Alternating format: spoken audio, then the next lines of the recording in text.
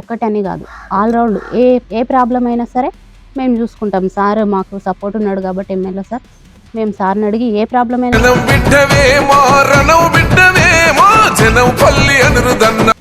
వల్ల కొద్దిగా మాకు గ్యాప్ పెరగడం జరిగింది కార్యకర్తల మధ్య. వాళ్ళు కూడా ఆశించడం జరిగింది, మిగతా వాళ్ళు కూడా ఆశించడం జరిగింది. కాకపోతే ఎమ్మెల్యే గారు నాకు గ్రామంలో అభివృద్ధి చెందాలంటే ఇందిరమ్మ ఇండ్లు కదా గత ప్రభుత్వంలో రాలేకపోయింది, 10 సంవత్సరాలు రాలేకపోయినాయి. మన కాంగ్రెస్ ప్రభుత్వంలో ఇందిరమ్మ ఇండ్లు కంపల్సరీ ఇవ్వాలి, ఊరికి ఇవ్వాలనుకున్నారు. అది ఎమ్మెల్యే గారికి నేను దగ్గర ఉన్నా కాబట్టి మరీ రిక్వెస్ట్ చేసి వాళ్ళ దగ్గర రిక్వెస్ట్ చేశాను. నమస్తే మిత్రులారా, మనం ప్రస్తుతం అయితే ఈరోజు జడ్చర్ల నియోజకవర్గ కేంద్ర పరిధిలో ఉన్నటువంటి నవాపేట మండలం కూచూరు గ్రామ పంచాయతీ పరిధిలో అయితే మనం ఉన్నాం. కాంగ్రెస్ ప్రభుత్వం అధికారం వచ్చిన తర్వాత కావచ్చు, మరి ఎలాగ అనిపిస్తా ఉంది అని కొన్ని విషయాలు, అదేవిధంగా ఇది లోకల్ బాడీ ఎలక్షన్ సంబంధించి ఏ మేనిఫెస్టో ముందుకు తీసుకెళ్తారు ప్రజల్లోపటికి, శైలజ సుధాకర్ గారిని అయితే మనం తీసుకొచ్చాం. మేడం నమస్కారం. మేడం చెప్పండి, ఎందుకంటే ఈరోజు కాంగ్రెస్ పార్టీ అభ్యర్థి సర్పంచ్గా అయితే మీరు బరిలో ఉన్నారు కదా, అంటే ఏ ఏ మేనిఫెస్టో మీద మీరు ముందుకెళ్తున్నారు గ్రామం లోపట? గ్రామ అభివృద్ధి కోసం మేము పాటుపడతాం. అన్ని విషయాలలో ప్రతి ఒక్క విషయం ఒక్కటని కాదు, ఆల్ రౌండ్ ఏ ఏ ప్రాబ్లం అయినా సరే మేము చూసుకుంటాం. సార్ మాకు సపోర్ట్ ఉన్నాడు కాబట్టి ఎమ్మెల్యే సార్, మేము సార్ని అడిగి ఏ ప్రాబ్లం అయినా సరే సాల్వ్ చేస్తాం. మేడం ఇంకొకటి మేడం, ఇప్పుడు గడప గడపకు ఆ రోజు ఈ రోజు నుంచే మీరు మొదలు పెట్టినట్టున్నారు ప్రచారం, ఎట్లా స్పందన ఏ విధంగా వస్తుంది మేడం ప్రజల్లో పాటు నుంచి? పాజిటివ్ గా ఉంది ఇప్పటి వరకు అయితే. ఓకే అన్న, ఇంకొక విషయం, ఈరోజు కాంగ్రెస్ పార్టీ అభ్యర్థిగా ఇక్కడ ఉన్నటువంటి ఎమ్మెల్యే గారు మీకు అవకాశం ఇవ్వడం జరిగింది, ఎలా సద్వినియోగం చేసుకుంటారు మీరు?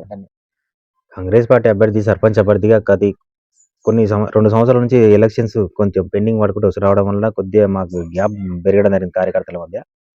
వాళ్ళు కూడా ఆశించడం జరిగింది, మిగతా వాళ్ళు కూడా ఆశించడం జరిగింది. కాకపోతే ఎమ్మెల్యే గారు నాకు "నువ్వు ఫస్ట్ నుంచి పార్టీలో ఉన్నావు, కష్టపడ్డావు, నువ్వు సర్పంచ్గా అక్కడ బాగుంది నీకు పేరు, నువ్వు నిలబడు పోటీలో" అని చెప్పినందుకు నేను ముందుకు రావాల్సి వచ్చింది. తర్వాత వాళ్ళు కూడా చెప్పినాం కానీ వాళ్ళు అర్థం చేసుకుంటలేరు. ఇంకా వాళ్ళ ఎమ్మెల్యే గారు వాళ్ళ గీత వాళ్ళకే వదిలేసినారు. మేము వాళ్ళని కూడా ఇప్పుడు ఏం అనదలుచుకోలేదు, ఎందుకంటే రాజకీయాలు అందరూ ఆశిస్తారు, అందరూ అవసరాల కోసం మాట్లాడతారు. కానీ వాళ్ళు కూడా అర్థం చేసుకొని ముందుకొచ్చి అందరం ముందుకొస్తే ఇంకా బాగుండని నా మనసులో ఉండే. ఇప్పుడు కూడా వాళ్ళని ఏం దేశిస్తలేము, కానీ కాకపోతే కాంగ్రెస్ పార్టీ కొద్దిగా కొంతమంది ఆశించి పక్కకు పోయినందుకు కొద్దిగా అదొక్కటే కార్యకర్తలు దూరమైన ఒక బాధ తప్ప ప్రజల నుంచి మంచి స్పందనే ఉంది మాకు. ఎమ్మెల్యే గారు మాకు టికెట్ ఇచ్చినందుకు, మీరు నిలవడాలని సపోర్ట్ చేసినందుకు. కాకపోతే ఏంటంటే ఒక్క బాధ ఏముందంటే, వాళ్ళందరూ కలిసిమెలిసి మేమందరం తిరిగితే కూడా ఊరు లోపల బాగుండే పనులు చేస్తారు కాంగ్రెస్ పార్టీలో అనేది ప్రజలు అనుకుంటారు తప్ప ఓటు రకంగా మాత్రం మాకు ఎమ్మెల్యే గారు బలపరిచిన అభ్యర్థికి శైలజ గారికి ఓటేస్తామని చెప్తారు, అందరు చెప్తారు. మీరు అదారపడవద్దు, ఎక్కడ కూడా అన్ని వర్గాల నుంచి సపోర్ట్ ఉంది నీకు, నువ్వు ఎలాంటి డబ్బులతో కాదు, ఏమి మాకు సంబంధం లేదు, మాకు ఒకరు గుర్తు చెప్పిపో, మేము ఓటేసిపోతామని చెప్తారు. అదే విధంగా ఈ లోకల్ బాడీ ఎలక్షన్ సంబంధించి అయిపోయిన తర్వాత కొన్ని ఇండ్లు ఎక్కువ తెచ్చుకుంటామని చెప్పేసి కొంతమంది ప్రజలు చెప్తా ఉన్నారు, ఎంతవరకు వాస్తవం? అంటే మీరు ఏమైనా హామీ ఇస్తున్నారు? ఎందుకంటే కాంగ్రెస్ ప్రభుత్వం అధికారం ఉంది. ఎమ్మెల్యే గారు చెప్తున్నారు గ్రామంలో అభివృద్ధి చెందాలంటే ఇందిరమ్మ ఇండ్లు కదా గత ప్రభుత్వంలో రాలేకపోయింది, 10 సంవత్సరాలు రాలేకపోయినాయి. మన కాంగ్రెస్ ప్రభుత్వంలో ఇందిరమ్మ ఇండ్లు కంపల్సరీ ఇవ్వాలి, ఊరికి ఇవ్వాలనుకున్నారు. అది ఎమ్మెల్యే గారికి నేను దగ్గర ఉన్నా కాబట్టి మరీ రిక్వెస్ట్ చేసి వాళ్ళ దగ్గర రిక్వెస్ట్ చేసి, సార్ మా ఊరికి కావాలి, జర పేదవాళ్ళు ఉన్నారు, వాళ్ళకి ఇండ్లు లేవు అని రిక్వెస్ట్ చేసి ఎక్కువ దేవాలని నేను వాళ్ళకి చెప్తున్నా. వాళ్ళు కూడా సరే మీరు తెస్తారని కూడా వాళ్ళు కూడా నమ్ముతున్నారు. దాని పరంగానే ముందుకు. ఇప్పుడు పింఛన్ విషయంలో కూడా కొంతమందికి చాలా రోజుల నుంచి కూడా కొంతమందికి పింఛన్ కూడా రాలేదు, ఎందుకంటే ప్రతి గ్రామంలో ఇదే పెండింగ్ లో ఉంది. ఈ ప్రచారంలో మీకేమన్నా మీ ఇంటి దగ్గరకు వచ్చి ఏమన్నా ఇలాంటి విషయాలు గత ఎంపీ ఎలక్షన్ కానీ ఎమ్మెల్యే ఎలక్షన్ లో కూడా వాళ్ళు పింఛన్ రాలేదని చెప్పారు. ఇదే కొత్త కాదు, ఎంపీ ఎలక్షన్ లో కూడా చెప్పారు మాకు. అది మొన్ననే ఒక 2-3 నెలల నుంచి షార్ట్ అవుట్ చేసినాం లిస్ట్, ఒక 45-50 మందికి పింఛన్ రాలేదు. దానిపైన అన్ని పేపర్స్ ఇవ్వమని విలేజ్ సెక్రటరీ చెప్పినాం, ఇచ్చినాం కూడా, అందరం కలెక్ట్ చేసి ఇచ్చినాము. ఎంపీడీ ఆప్షన్ ఉన్నాయి, దాని పింఛన్లు వస్తుంది. దాని వచ్చినప్పుడే వాళ్ళందరూ కూడా అర్హులైన వాళ్ళందరూ కూడా కంపల్సరీ గుర్తించి పింఛన్లు చేపిస్తాం కాంగ్రెస్ పార్టీ. మన ప్రెజెంట్ గా ఇప్పుడు ఏ పనులు మిగిలిపోయినాయి మన గ్రామం విలేజ్ లోపల? కొద్ది సీసీ రోడ్లు కావాల్సింది, అండర్ డ్రైనేజ్ కావాల్సింది. ఈ ఎలక్షన్స్ కొద్దిగా డిస్టర్బెన్స్ ఎట్లా అంటే, కొద్దిగా ఇప్పుడు అప్పుడు అనేది కోర్టు నిర్ణయం వల్ల అక్కడిక్కడ వల్ల బీసీ అర్జున వల్ల కొద్దిగా ఇబ్బంది అయింది.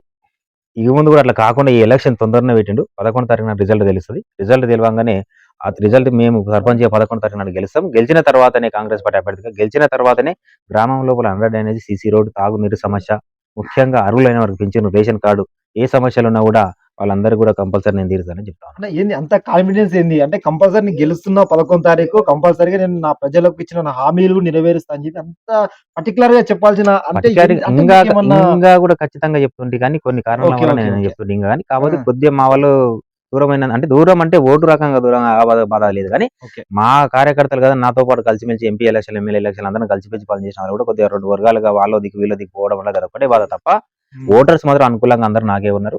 నువ్వు కంపల్సరీ లాడు పేదోడ ఊర్లో ఫస్ట్ నుంచి ఊర్లోనే ఉంటావు. అందరికీ అందుబాటులో ఉంటావు. ఎలాంటి గొడవలకెళ్ళవు. అందరితోను కూడా నిదానంగా మాట్లాడతావు. 100% నీకేసే సర్పంచ్‌గా నిన్ను గెలిపిస్తేనే గ్రామంలో కూడా అందరూ కూడా పనులు చేయిస్తామని వాళ్ళు చెప్తా ఉన్నారు. ఇంటింటికి పోతా ఉంటే.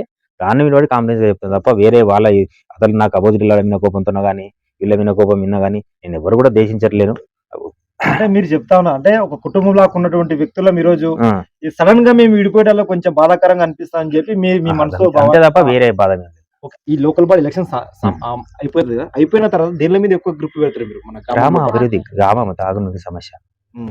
అండర్ డ్రైనేజీ, రోడ్డులు, తర్వాత పింఛన్లు మెయిన్ అర్హులైన వారికి పింఛన్. ఇండ్లు లేని వాళ్ళకి ఇందిరమ్మ ఇండ్లు. తర్వాత కరెంటు కొన్ని కరెంటు సమస్యలు చెప్తా ఉన్నారు. కరెంటు తీగల కింద ఉన్నాయి అవన్నీ కూడా చేయిస్తాము. ఏమున్నా కూడా ఏ ఏ అవసరం వచ్చినా కూడా ముందలకుండి మెయిన్‌గా బస్సు అడుగుతా ఉన్నారు. ఓకే. గ్రామంలో బస్సు లేదని అడుగుతా ఉన్నారు. ఓకే. ఎమ్మెల్యే గారితో ఇంతకుముందు కూడా మాట్లాడడం జరిగింది. జరిగితే ఏం చెప్పినారు ఆయన అంటే road sanction double road sanction అయింది. ఎక్కడి నుంచి మన రుద్రవరం నుంచి మల్లెడి వరకు శాంక్షన్ చేపించాం. ఆ రోడ్ కాంగానే నేను 100% దాన్ని బస్ వచ్చే మార్గం చేపిస్తా సురేష్. ఇప్పుడు రోడ్ వచ్చే వరకు నువ్వేమనకు. నేను చేయిస్తానని చెప్పిండు. ఆయన ఒక్కసారి ఆ మాట ఇచ్చినంటే కంపల్సరీ చేయిస్తాడు. మళ్ళా అడిగితే ఆయనకు నచ్చదు కాబట్టి నేను మాట్లాడలేదు ఎక్కువ. 2 సార్లు, 3 సార్లు మాట్లాడాను. రోడ్ శాంక్షన్ అయినాక రోడ్ అయిపోయిన ఎంబడే బస్ మాత్రం 100% రానీకే ట్రై చేస్తాను ఎమ్మెల్యే గారిని అడిగి. ఇంకొక విషయమన్నా ఇప్పుడు మన గ్రామ పంచాయతీ ఉన్నటువంటి ప్రజలకు ఈ లోకల్ బాడీ ఎలక్షన్ సంబంధించి ఏం సూచన ఇవ్వదలుచుకున్నావు గ్రామ ప్రజలందరికీ? గ్రామ ప్రజలకు మమ్మల్ని గెలిపించి కాంగ్రెస్ పార్టీ నుంచి గెలిపించి అత్యంత మెజారిటీతో గెలిపిస్తే పిలిస్తే పలుకుతా. మీకెప్పుడు అందుబాటులో ఉంటా. ఎప్పుడు కూడా ఒక రూపాయి లంచం తీసుకోకుండా మీ గ్రామానికి సేవ చేసుకోవాలని నా మనసులో ఉన్నది. మా నాన్న కూడా చాలా రోజుల నుంచి 30, 40 సంవత్సరాల నుంచి కాంగ్రెస్ పార్టీలో ఉన్నాడు. మా నాన్న కూడా ఆరోగ్యం జర బాగాలేక బయటికెళ్ళలేకపోతున్నాడు. రేపటి నుంచి మా నాయన కూడా చిన్నగా వెళ్తానంటున్నాడు. నేనే వద్దని చెప్తున్నాను. ఇంతకుముందు కూడా వెళ్తాన్నాడు గానీ ఆరోగ్యం బాలేదు వద్దంటున్నాను. ఆయన కూడా కొంత తెలిసిన వ్యక్తులతోని మాట్లాడి కలుస్తానంటున్నాడు.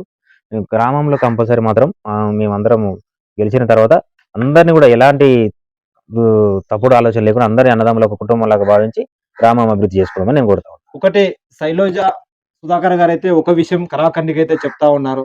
కంపల్సరీగా ఈరోజు కాంగ్రెస్ ప్రభుత్వం అధికారంలో ఉంది గాబట్టి, ఇక్కడ ఉన్నటువంటి ఎమ్మెల్యే గారు గూడా నాకే అవకాశం ఇక్కడ ఉన్నటువంటి అభ్యర్థిగా నాకిచ్చిండు గాబట్టి, కంపల్సరీగా ఈ శాయశక్తులా కష్టపడి ముఖ్యంగా నా ఊరిని డెవలప్‌మెంట్ జేసే దాని మీద ఎక్కువ శ్రద్ధ పెడతా అని జెప్పేసి ఈరోజు మనకు చెప్పడం జరిగింది. అదే ముఖ్యంగా ఈరోజు మన గ్రామంలో ఉన్నటువంటి సమస్యలు మొత్తం నాకు తెలుసు. ఆ సమస్యలు గూడా సాల్వ్ జేసే పని మీద నేను ఉంటా అని జెప్పేసి గూడా మన ముందర జెప్తా ఉన్నాడు. ఏది ఏమైనా పర్లేదు కంపల్సరీగా నేను 11 తారీఖు సర్పంచ్ కాబోతా ఉన్నా. ఎందుకంటే ఉన్నటువంటి నా ప్రజలందరూ నాకు నా ఎనకాల ఉన్నారని జెప్పేసి చెప్తా ఉన్నాను. అదే విధంగా ఒక బీద కుటుంబం నుంచి నేనొస్తున్నా. దయచేసి నా గ్రామ ప్రజలందరూ నాకు అనుకూలంగా స్పందిస్తారని జెప్పేసి, నాకు ఓటిచ్చి గెలిపిస్తారని జెప్పేసి ఈరోజు మనకు చెప్పడం జరిగింది. థాంక్ యూ సో మచ్ అన్న.